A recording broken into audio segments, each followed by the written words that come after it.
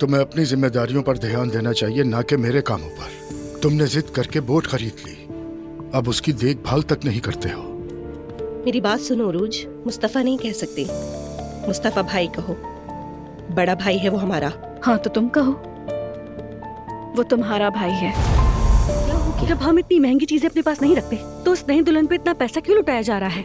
तो क्या ये बहस एक मामूली से बैग की वजह से है? मैंने ऐसा कुछ नहीं कहा बेटी। नहीं, आपको मेरे बैग से मसला है तो वो मैं आपको दे रही हूँ। मेरा ख्याल है ये सब बहुत ज्यादा हो रहा है।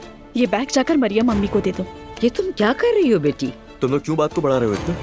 क्या अजीब सोच के लोग हैं। तुम्हारा तोहफा मैंने अभी यूज किया था, 2 घंटे भी नहीं हुए पूरा घर हिल गया।